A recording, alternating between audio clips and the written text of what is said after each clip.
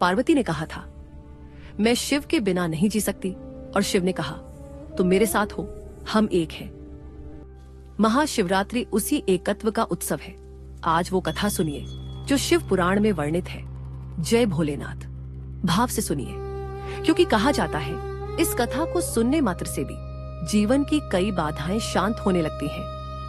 क्या आपने कभी सोचा है कि भगवान शिव जैसे महातपस्वी, वैरागी, योगी ने विवाह क्यों किया?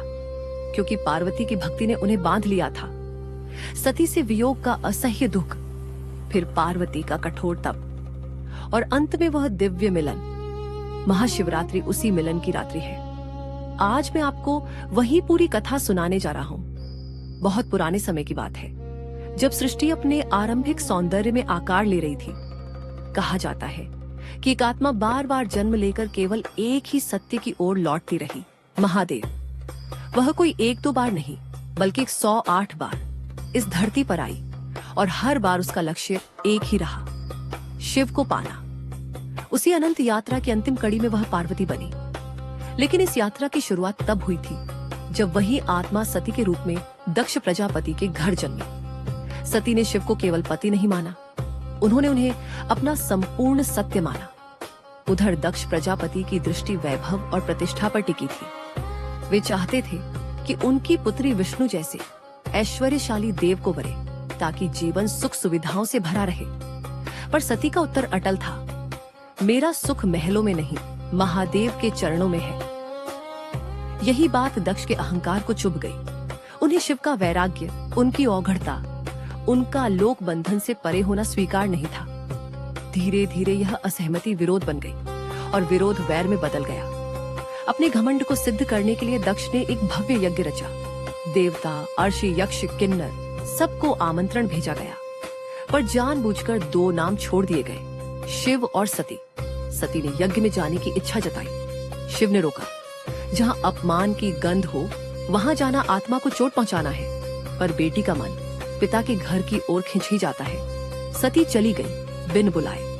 वहां शिव के लिए अपमान के शब्द बोले गए। सती ने बहुत सहा, पर जब सहना असह्य हो गया, तब उन्होंने अपने प्राण यज्ञ की अग्नि को समर्पित कर दिए। जब यह समाचार शिव तक पहुंचा, तो सृष्टि जैसे थम गई।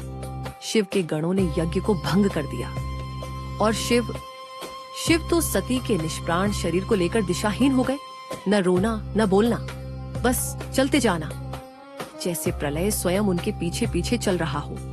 तब सृष्टि की रक्षा के लिए विष्णु ने सुदर्शन चक्र चलाया। सती का शरीर 51 भागों में विभक्त हुआ, और वे स्थान आज 51 शक्तिपीठ के रूप में पूजे जाते हैं। पर शिव का शोक कम नहीं हुआ। वे और भी भीतर की ओर चले गए, तप, मौन और वैराग्य में। उधर सती ने अपना वचन निभाया। समय बीता, युग बदले, और वही आत्मा हिमालय के घर मैना और हिमवान की पुत्री बनकर लौटी। इस बार नाम था पार्वती। बाल्यकाल से ही उनका मन शिव में रमा रहता था। नारद ने उन्हें बताया कि शिव को पाने का मार्ग आसान नहीं, वह तप, त्याग और अडिग संकल्प का मार्ग है, और पार्वती उसी मार्ग पर चल पड़ी। घोर जंगल, बर्फीली हवाएं, अन्न जल का त्याग, वर्षों की साधना। उन्होंने अपने शरीर से अधिक अपने संकल्प को साधा।